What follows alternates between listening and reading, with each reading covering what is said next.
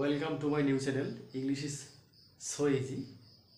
আজকের আলোচনা আর্টিকেল। এর আগের দিনে আমরা পরপর দুদিন গ্রামার নিয়ে আলোচনা করেছিলাম, সেন্টেন্স অ্যাকর্ডিং টু ফাংশন এবং সেন্টেন্স অ্যাকর্ডিং টু স্ট্রাকচার। আজকের টপিক আর্টিকেল। চলো শুরু করা যাক। Article a an D, definite indefinite. Article a an D, definite indefinite. তাহলে কি মনে রাখবে?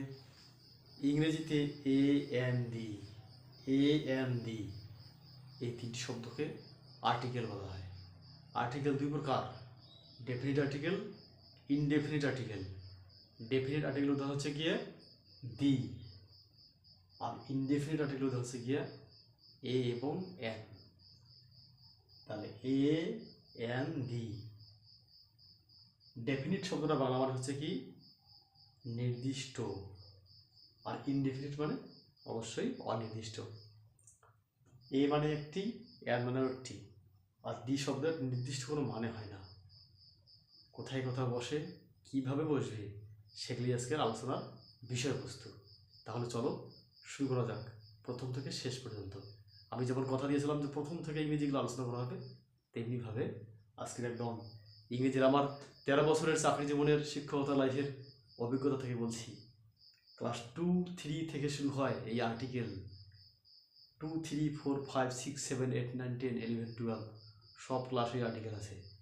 সমস্ত বোর্ড, আইসিএসি বলুন, সিবিএসই বলুন, আর West Bengal Board of Secondary Education বলুন না কেন, আর্টিকেল লেগে থাকবেই, একেবারে ছোটো ক্লাস থেকে শুরু করে আপ টু 12। এবং পরবর্তীতে যারা ইংরেজি নিয়ে পড়বে অথবা যে কোনো সাবজেক্ট নিয়ে পড়ুক না কেন, পলিটিক্যাল সায়েন্স বলুন, সায়েন্সের সাবজেক্টগুলো বলুন না কেন, ঠিক আছে, আমাদের এই সূক্ষ্ম বিষয় এ এন ডি পাঁচ ছাড়বে না, একদম লেগেই থাকবে। তাহলে চলো শুরু করা যাক। তো আবারও বলছি, আর্টিকেল হচ্ছে গিয়ে তিনটি, এ এন ডি। আর ডেফিনিট আর্টিকেল হচ্ছে গিয়ে ডি, ইনডেফিনিট হচ্ছে গিয়ে এ এবং এন। এর সঙ্গে সঙ্গে আমি শুরুতেই তোমাদেরকে বাংলা, আমরা যে ছোটোবেলা বইটা পড়ছিলাম, ঠিক আছে, স্বরবর্ণ, ব্যঞ্জন বর্ণ, এগুলো সম্পর্কেও বলবো একটু, না বললেও হবে না। দেখো, vowel A E I O U সবাই জানে, এই পাঁচটা শব্দকে বলা হয় ভাওয়েল, ঠিক আছে। এই ভাওয়েল যে আছে, এই ভাওয়েল হচ্ছে কি স্বরবর্ণ। কি বললাম? স্বরবর্ণ। আর যে আমরা বলছি কনসোন্যান্ট, মানে মোট 26টা অক্ষরের মধ্যে এ ই আই ও ইউ এই 5টি অক্ষর বাদ দিয়ে বাকি 21টা যে শব্দ আছে, এই 21টা শব্দকে আমরা বলি কনসোন্যান্ট। এগুলি মানে হচ্ছে কি ব্যঞ্জন বর্ণ, ঠিক আছে। যেমন ক খ গ খ ম, এগুলি ব্যঞ্জন বর্ণ। আর এই যে স্বরে ও স্বরে হর্ষই দীর্ঘই, ঠিক আছে, হর্ষ দীর্ঘ, হর্ষরি দীর্ঘরি, এগুলি কিন্তু স্বরবর্ণ। আমাদের ভাই আর্টিকেল জানতে গেলে স্বরবর্ণ ব্যঞ্জন বর্ণ একটু জানতে হবে, স্বরবর্ণ ব্যঞ্জন বর্ণ একটু জানতে হবে, তাহলে একদম সহজ হবে। বাস, আজকে একদম জলের মতো যাতে হয় সেইভাবে বোঝানোর চেষ্টা করব। তোমরা পারলে একটা গ্রামার বই ফলো করবে। সেই গ্রামার বইটার নাম কি? গ্রামার বইটা হচ্ছে ইংলিশ ফ্রিডম। ইংলিশ ফ্রিডম বইটা, এটা যে কোনো ক্লাসের বই ম্যানেজ করলে হবে। গ্রামার বুক, খুব ভালো বই। হ্যাঁ, তোমরা হাইলাইটও দেখতে পারো, অন্যান্য বইও দেখতে পারো, ঠিক আছে। তো একটা বই নিয়ে আলোচনা করলে তো সুবিধাটা বেশি হবে, তার জন্য একটা বই নিয়ে নিয়মগুলো আমি দেখে দেখে বলবো, ঠিক আছে। হ্যাঁ, আমি প্রত্যেকটা নিয়মের ব্যাখ্যাটা অবশ্যই দেবো, তোমরা প্রথম থেকে শেষ পর্যন্ত ভিডিওটা দেখবে।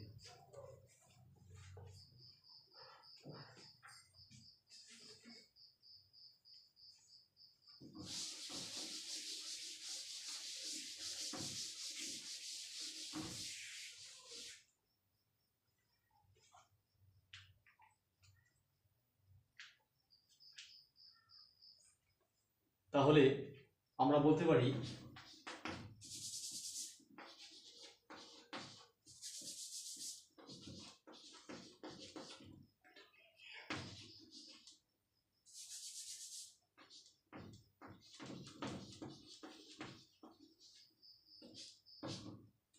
আমি যে তোমাদেরকে বললাম যে এ ই আই ও ইউ এই পাঁচটিকে বলা হচ্ছে ভাওয়েল। আমরা বলতে পারি এই ভাওয়েল অনুসারে আমাদের কি বসাতে হবে? এন। ভাওয়েল মানেই এন, আর কনসোনান্ট মানেই এ। ঠিক আছে, তাহলে বুক বি দিয়ে, আইস আই দিয়ে শুরু হয়েছে, এটা সহজ নিয়ম, তবু একবার বললাম পরখ করার জন্য।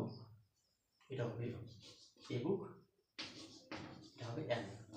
ঠিক আছে, আমার বিশ্বাস এগুলো সবাই জানো। মূল নিয়মগুলো কোথায় সেটা হচ্ছে আলোচনা।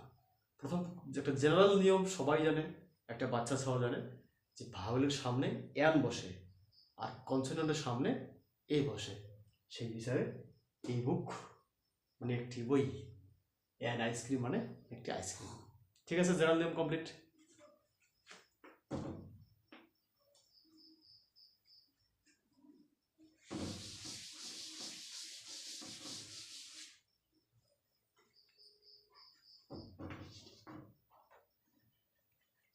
জেনারেল নিয়মটাকে 1 নম্বর বললাম, এবার নিয়ম নাম্বার 2।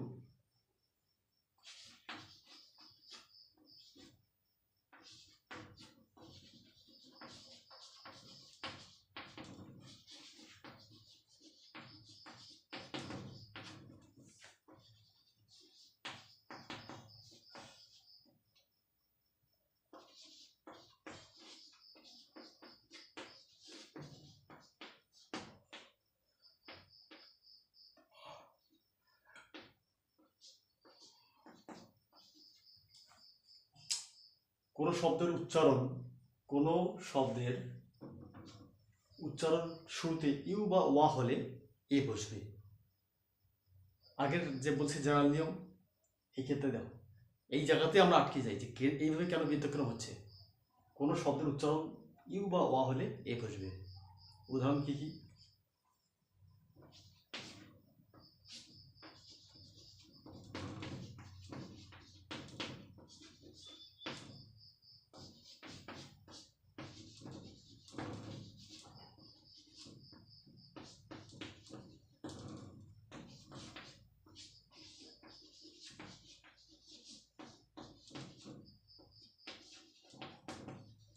তিনটি উদাহরণ দিলাম। 1 নম্বর ইউনিভার্সিটি বিশ্ববিদ্যালয়, বি নম্বর হচ্ছে কি ইউনিক পেন, একটা সুন্দর কলম, সি নম্বর 1 রুপি কয়েন মানে 1 টাকার কয়েন বা মুদ্রা। দেখো উচ্চারণ করতে গিয়ে এটা বলা হচ্ছে ইউনিভার্সিটি, তাহলে প্রথমে আসতেছে ইউনিভার্সিটি ইউ, ইউনিক পেন প্রথমে আসতেছে ইউ, ওয়া যে ওয়ান ও আন, তাহলে প্রথমে যে ওয়া আসতেছে, তাহলে আমরা মনে রাখবো কোন শব্দের উচ্চারণে প্রথমে যদি উচ্চারণ শুরুতে যদি ইউ বা ওয়া থাকে তাহলে তার পূর্বে আর্টিকেল এ বসবে। সেই বিচারে a university, a unique pen, a 1 rupee coin. Complete. A university, a unique pen, a 1 rupee coin, বাস হয়ে গেল।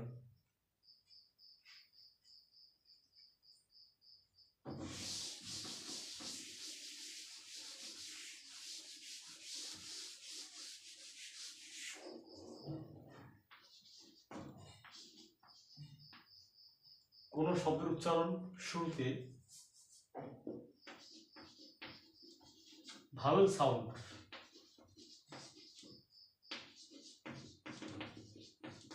এর মতো হলে এন বসবে। এই ভাওয়েল সাউন্ড মানে হচ্ছে কি মনে রাখবে, ভাওয়েল সাউন্ড কোন শব্দের উচ্চারণ শুরুতে ভাওয়েল সাউন্ড এর মতো হলে এন বসবে। ভাওয়েল সাউন্ড মানে হচ্ছে কি স্বরবর্ণ, দ্যাট মিনস এ, হর্ষই, দীর্ঘই, যেগুলো শুরুতে বললাম সরেয়া সরেয়া, ঠিক আছে। তো ভাওয়েল সাউন্ড এই যে কিরকম মানে ভাওয়েলের মতো উচ্চারণ হবে, ঠিক আছে না, তাহলে কি বসবে, এ বসবে।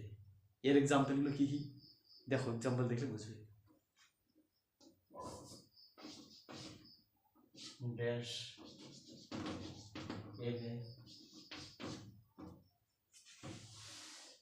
ড্যাশ, এসডিও, ড্যাশ,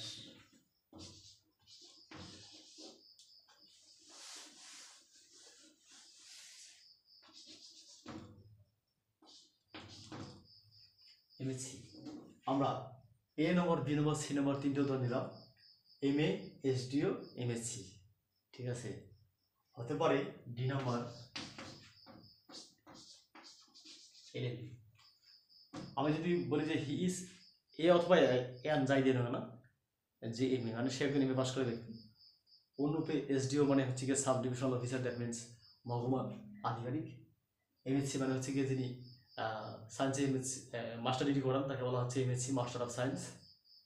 এলএলবি মানে হচ্ছে গিয়ে যিনি হচ্ছে গিয়ে আইন নিয়ে পারদর্শী হন, তাই না?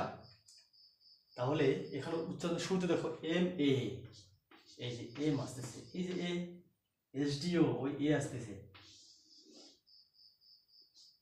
এম আবার এ আসতেছে। এলএলবি কি বললাম? এলএলবি, তাই না? উকিল, এলে উকিলের ডিগ্রি। তাহলে শুরুতে আসতেছে এ, চিন্তা করে দেখো, এ মিনস ভাওয়াল সাউন্ড অর্থাৎ স্বরবর্ণ, এ মিনস স্বরবর্ণ। তাহলে আমরা এরকম যদি দেখি তখন সেক্ষেত্রে কী বসাবো? সেক্ষেত্রে অবশ্যই আর যাই থাক না কেন অ্যান বসাবো, নিয়ম বলছে অ্যান বসবে। বাকি যদি স্টার্ট, ওই জন্য এটা বড় তক্ষ দিলাম।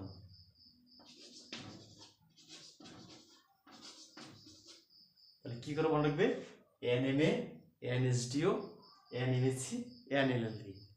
আর্টিকেল একদম সহজ, একটু ভালো করে দেখলেই হয়ে যায়। তাহলে আমাদের ব্যতিক্রমটা করে মনে রাখলে হয়ে গেল। অ্যাট ফার্স্ট ব্যতিক্রম কোনটা ব্যতিক্রম ছিল? যে ইউ বা ওয়াই এর মতো উচ্চারণ যদি থাকে, ইউ বা ওয়া, that means a university, a unique pen বললাম, হ্যাঁ, এ 1 রুপি কয়েন, অনুভব আসতে পারে কি এ 100 রুপি নোট ইত্যাদি। আর নেক্সট বললাম ভাওয়াল সাউন্ডের মতো যদি আমরা প্রনাউন্সিয়েশন বা উচ্চারণটা যদি করতে পারি বা দেখতে পারি তখন আমরা অ্যান বসাবো। সেই অনুসারে an M A, an SDO, an MSc, an LLB, 3 নম্বর নিয়ম হয়ে গেল।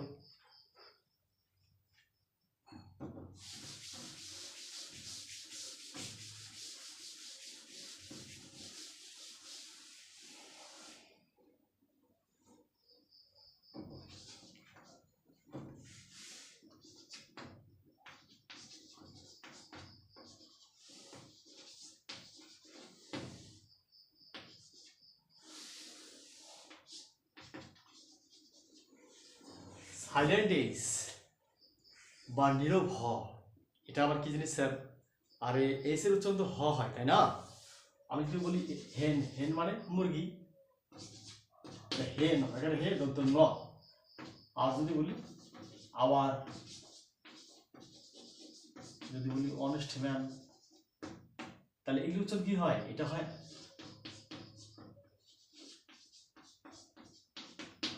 Hour.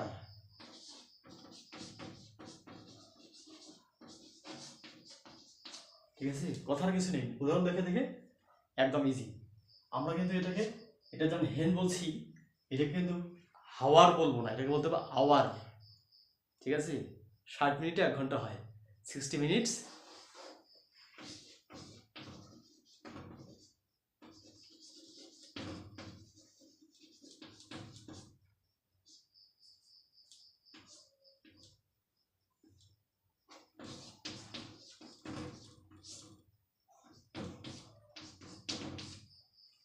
Sixty minutes make dash our, মানে 60 মিনিটে 1 ঘন্টা হয়। এখানে অ্যাড হবে, কারণ এই যে হাওয়ার বলা উচিত ছিল এইচ ও ইউআর, কিন্তু আমরা উচ্চারণ বলছি আওয়ার, এইচ এর উচ্চারণটা নেই, উজ্জ আছে, অর্থাৎ সাইলেন্ট মানে নীরব হয়ে আছে। তাহলে আমরা মনে রাখবো সাইলেন্ট এইচ যদি হয় তখন সেক্ষেত্রে আমরা অ্যান বসাবো। ঠিক আছে, he is an honest man. ঠিক আছে, সে হয় একজন সৎ মানুষ। হ্যাঁ, তাহলে হেন, হেনের আগে কিন্তু এ বসবে, কিন্তু অনেস্ট ম্যানের আগে কি বসবে? এন। আর আওয়ারের সামনে কি বসবে? এন। অন্য কেউ যদি বলে আনারেবল ম্যান, তবু কিন্তু এন হবে। ঠিক আছে, এইভাবে আমরা মনে রাখবো উচ্চারণটা অনুসারে। হ্যাঁ, আমরা সাইলেন্ট এজ যখন দেখতে পারবো তখন আমরা কি বসাবো? আমরা এন বসাবো। বাস হয়ে গেল।